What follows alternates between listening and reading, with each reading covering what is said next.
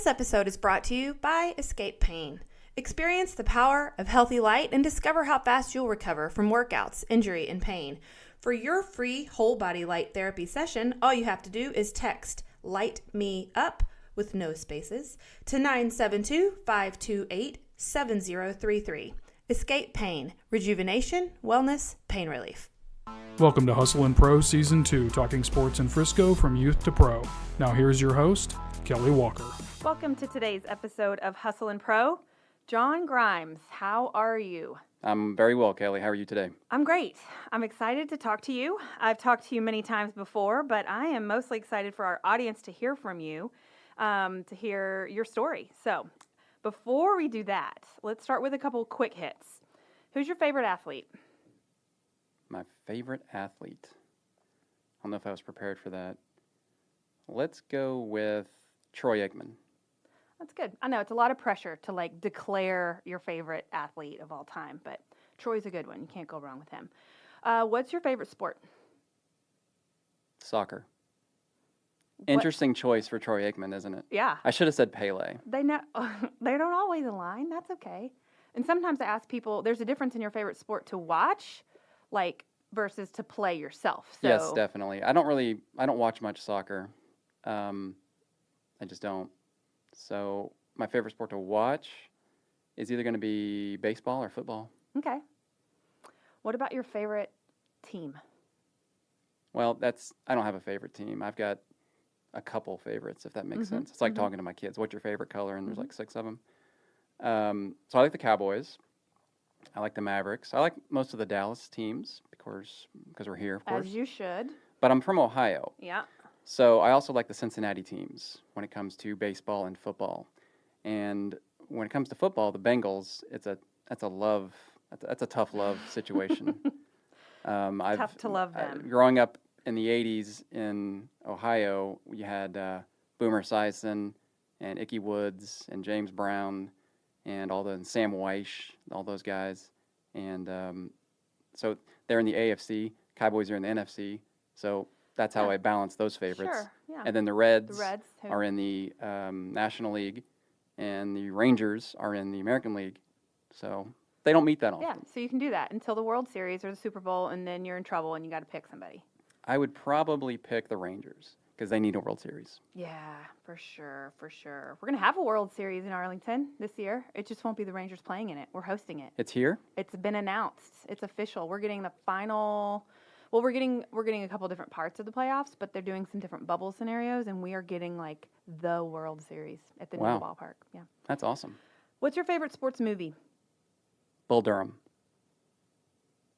I could recite most of it if you want me to right now. No, I don't need you to, but I believe you because I know you're a movies and music guy, so I know that you can recite plenty of things. Sports movies are tough because it's really hard to get sports, fake sports caught on video, Well, yes. to play a baseball game. I mean, sports movies aren't good sports in the movie. No.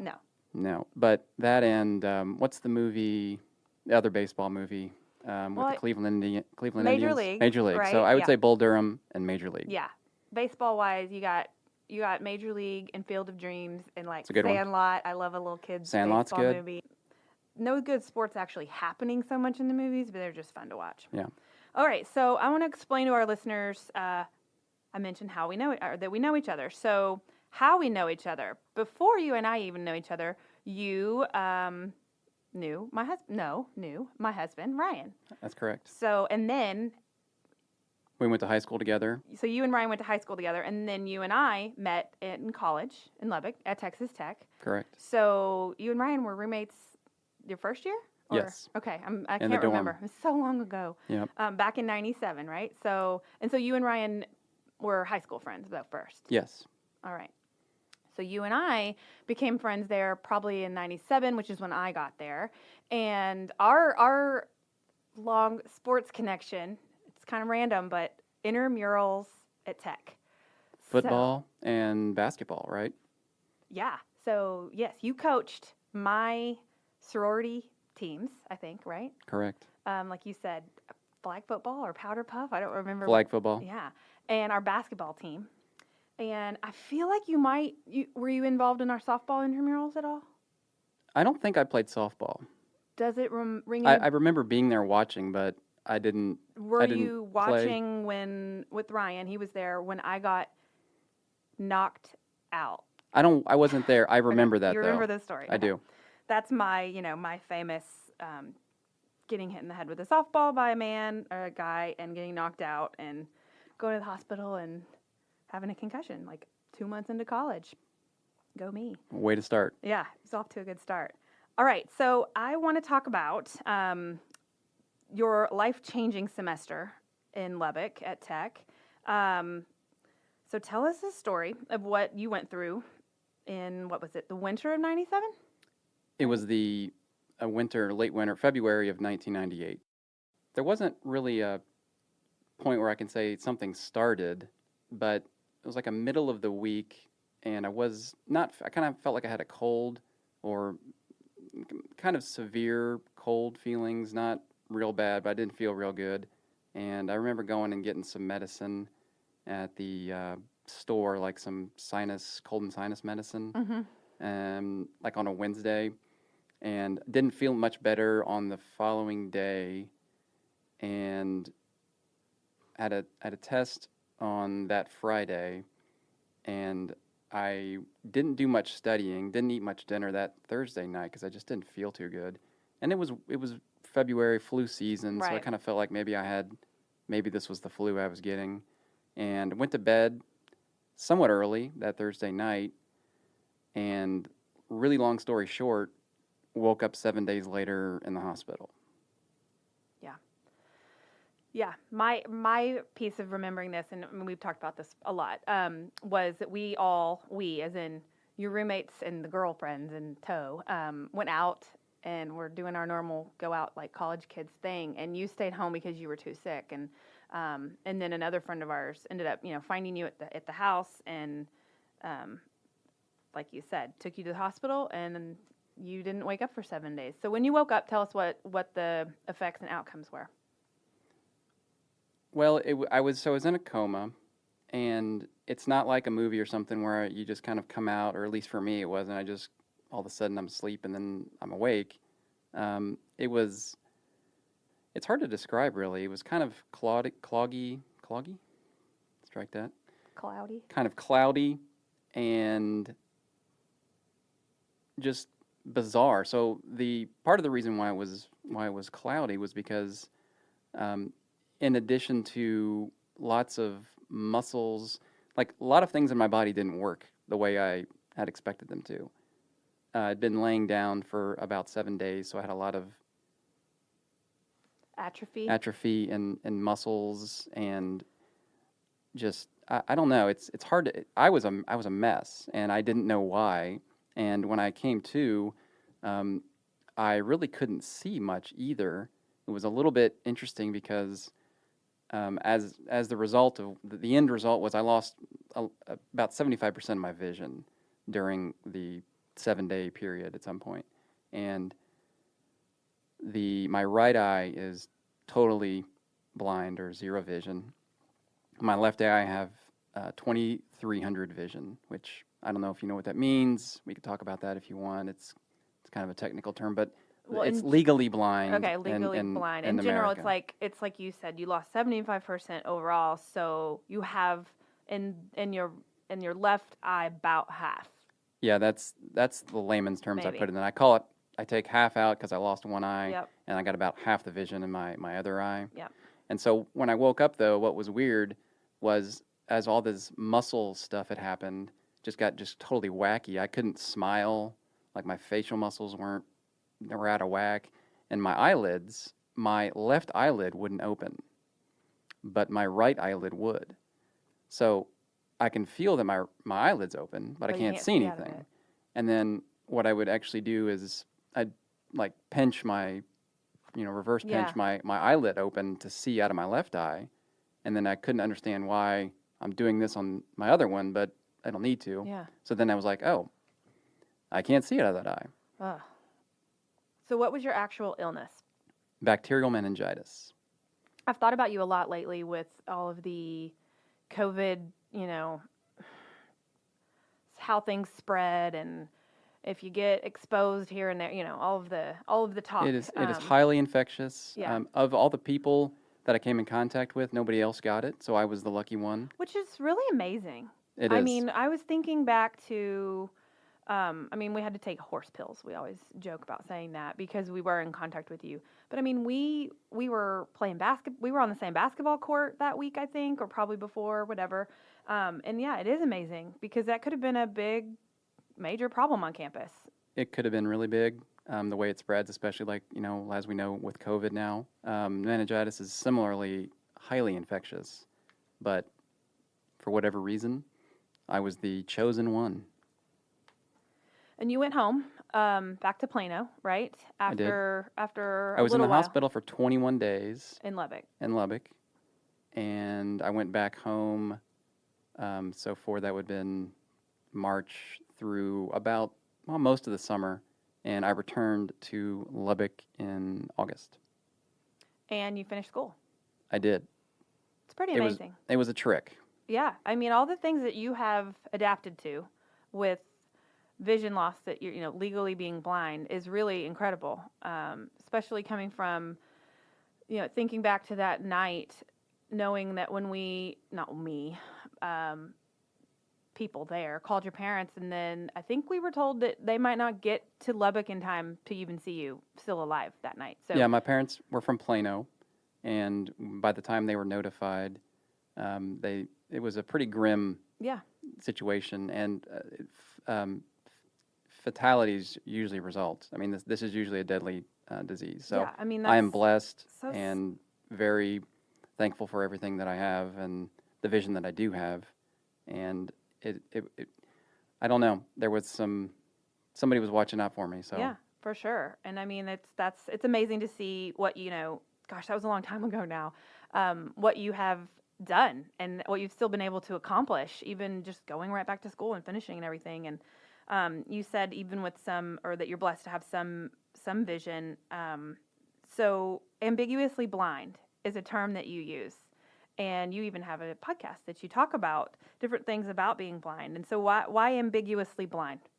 Well, because that's how I describe myself, because it's really unclear whether I can see or not. So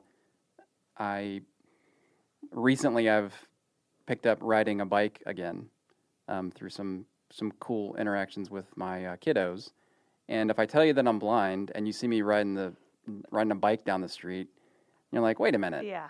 What? This guy's not blind. But I am. It's not total blindness, but I have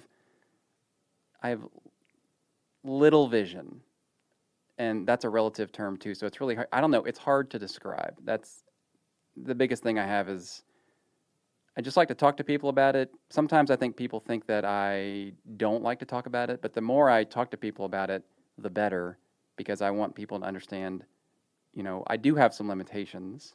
And there are some things that I can do, and there's some things that I can't do. You have an awareness of things that some people that were born blind will never know. Like you've driven a car, and you have experienced, everything in life that you can revert back to and recall those images and experiences and sort of understand them, even though you might only see 10% of it. Yeah. The last person I spoke with on my podcast is totally blind, and he lost his vision at 9 months old. He had cancer in his retinas. Ooh. And they removed his retinas when he was 9 months old. So he has no recollection or anything. What do you remember from when you were 9 months old, right? I mean, obviously he saw things, but he has no recollection of that. So yeah, colors and shapes and people's faces and those types of things are, I know most of those. I know that you have interest in things like technology and music, and so I do think there's probably some of those things that have helped you adapt, right, and get through back to school and working in your day job. So tell me about those things and that some of the tools that you use in your everyday life. Yeah, technology is huge for most people with different levels of ability. Technology can really help in those areas, and most of my communication is done, if we're not talking to somebody like we are now, most of it is done through a computer. And I mean through digital communications. Things that can be read from a computer, or like in this case, or in the case that I use, is an iPhone, which really is a game changer for lots of people, I think, just in general, how the technology changed a lot of people's lives. But for people, especially with vision challenges, the iPhone totally changes the game. I think the iPhone came out in like 2006, but in 2009, the iPhone 3 GS came equipped or built in with a program called VoiceOver, which is Apple's screen reader. Same is true with computers. I use a screen magnifier as well as a reader. So you can still visually read what's on your screen if it's large and lit enough? If it's large enough, however, my eyes do atrophy from reading things, because I have to get them so large in some cases that I'm looking at like 2 or 3 letters at a time, and it's hard to read a paragraph when you're trying to form the letters into the word to then get a sentence. And so for screen readers, where it outputs the audio of what it's reading to you, then it's so much easier. So things like Audible for books has just been a game changer. And we used to have books on tape and CD and all that, but now that it's more accessible to more people, things like Audible, the iPhone, for instance, is just, again, I've said it already, but I cannot stress how much, and people that I talk to that are in the visual impaired community pretty much all say the same thing about the iPhone. That voiceover you talk about, so is that how you basically get the information off of your phone most of the time? Is it read aloud to you? Yeah, because the phone is so much smaller than my computer screen is probably like 30 inches, so I can get things physically pretty big on the screen. But the iPhone, is just handheld, so it's a smaller screen. So it has to be. And that's 95% of the things I'm using the iPhone for are going through VoiceOver. Read aloud to you. So you have no privacy to read your text or your email. Well, everybody can hear it. You get AirPods. Oh yes. Use earbuds. Yeah. Or do something like that. But yeah, there are some privacy concerns with that. It's kind of a funny story. This would have been, let's see, when was this? Probably in 2010. I had fallen in love with what is now my wife, and I was coordinating with a really good friend of hers to get her ring size. And there was a surprise visit involved where we were going to get the ring size for the ring and things. And her friend sent me an email with some information about when she would be meeting me and where we were going to go and how we were going to do it. And I was in the car with her when I got the email, didn't think anything of it, and VoiceOver starts reading the email, and I think Erin, I don't know if she knew it or not, because I don't know if I can get a straight answer out of her or not, but I'm pretty sure she heard maybe the gist of it. So there have been situations like that where there are some privacy concerns with that, but just get the earbuds or the. Yeah, she probably heard it, but is smart enough to say she didn't, or play it off so that it does not disrupt your plan to go ahead and figure out her ring size and get that ring for her. Yep. And the rest is history with you guys. It is. You draw a lot on your faith, right, and your family. So can you tell me about that part of this? Well, I'm a pretty strong Christian, and I believe in Jesus Christ. And he and my family are really the reason I'm here today. They prop me up and keep me going. So your parents and you are, you also have a brother here in town. You guys, you've got a lot of locals. I know you're from the old Chillicothe, Ohio. Chillicothe, Ohio. But that's correct, which was the first capital of Ohio. I've heard that. The great state of Ohio. I feel like you've mentioned that to me before. But you guys are all here in this area, right? So you have a brother here, and your parents are here, and your wife, Erin, and you have 3. Is this right? 3 little girls? That's correct. Okay, 3 little girls. So when you fast forward to today, as a husband and a father, these increasingly active and independent little girls of yours got you on to something new. What you mentioned earlier is riding a bike. So did this stem from them learning how to ride a bike, and you're like, oh wait, hold on, I can maybe get back into this? Yeah, the oldest one for the longest time, she rode the tricycle quite a bit and really never wanted to give that up. And we tried to move her to the next level, a balance bike or something. And she had it for about a year, the balance bike, and then showed zero interest. And then all of a sudden, like in February or March of this year, she decided she's going to ride it. And she rode it in like 2 days. She had it down and she was flying. So we thought, okay, now it's time for a regular bike.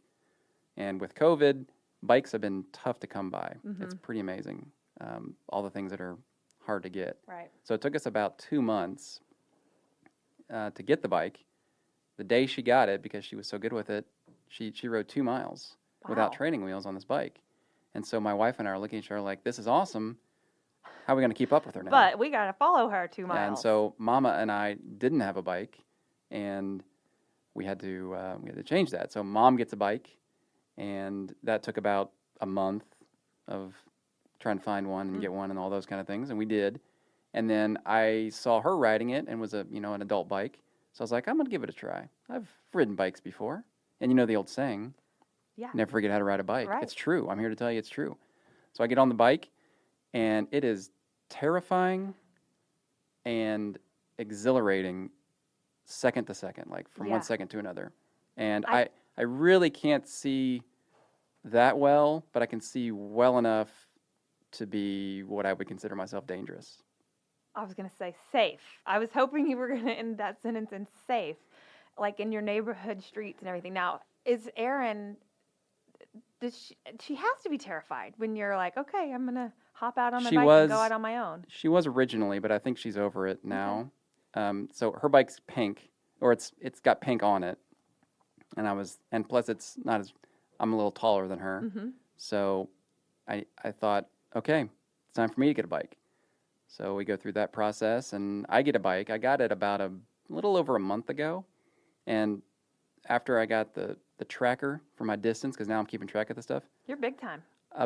I've ridden almost 100 miles. Wow, John. And that's only about 80% of it, because I didn't have the tracker the first week or so that I had it. Holy cow, you're really So going. we go, and it is awesome to ride. It's really priceless for me and the oldest daughter, the only one that rides a bike. Mm-hmm. She loves going with me, and quite honestly, it's something I never really thought I would do. I didn't think I necessarily wouldn't do it. I just kind of assumed that wasn't going to be Right. part of my deal with Right. the kids. But Yeah. it is. So I do have some limitations. I don't go on the main streets, but I do. We have a pretty good sized neighborhood, so I've explored just about every square inch of our That's so awesome. neighborhood. Does your daughter, does she know, and is she like aware to help you and watch out for She's things that might surprise you? she's aware, but not really yet. I mean, she knows about my vision as Mm-hmm. much as a 5.5-year-old can, but she still follows me most places. Yeah. Wow. That's really amazing. So are you going to get hooked into hopefully there's people in this community that, I don't know, have resources or tools or guidance for you? I'm gonna find out with the bike stores around here, and on a upcoming episode of my podcast, I just spoke with the USABA, which is the United States Association of Blind Athletes, and they have cycling as one of their sports. So That's there are awesome. some people, I think, in this area. I just joined, in fact, today, and I'm waiting for some details on it. But I think there are some people in the area that Sure there can are. do that. Sure there are. It's I'd one of like to those- take a ride, like a bike ride. I just can't do it by myself, because Right. that'd be problematic to get Yeah, out on I mean, get out on the road. But I do have a plan. Maybe the next couple of weeks, I got to rally some support and some people, and I'm hoping that maybe I can organize something. Well, I'm in. I'll do something. Let's do it. I'll do whatever. You got a We bike? Get the old basketball group out. We got some basketball hoops in We'll our get the neighborhood. squirrels back and- together. The squirrels. Soccer. team. Co-ed. Yes. Intramural soccer. We were good. I'm pretty sure. We were very good. Yeah. I don't mean to brag, but there was only one team that got us, was the Blitz. Oh my gosh, I didn't remember that name. Yeah, I mean, it's somewhere. I think I have the Squirrels shirt still somewhere, but we were good. We had our ringers. You were allowed to have a couple club players and tech players, and we had a couple girls that were really good, and then my husband. That's I think that's why why we're married now is because he was our soccer ringer, and I'll never forget him joining our Squirrels team at halftime one game after he had just come back and won the national championships for the tech club men's club soccer team. After that, it was all, He's how pretty could I good. resist? Yeah, he's pretty good. Yeah, we were pretty good. That was a lot of fun, though. Forgot about the squirrels. Yeah, we could get some squirrels action going again. Awesome. Well, John, thank you for coming here and talking with me, telling us your story. I know it was short, but we did get the gist of it, and just talking to us today. So thank you. Yeah, and I got to get you on my podcast. We can continue that discussion. Yeah, I don't know what in the world I would offer to your podcast, but I'm game. All right, thanks, John. Good to be here, Kelly. Thank you.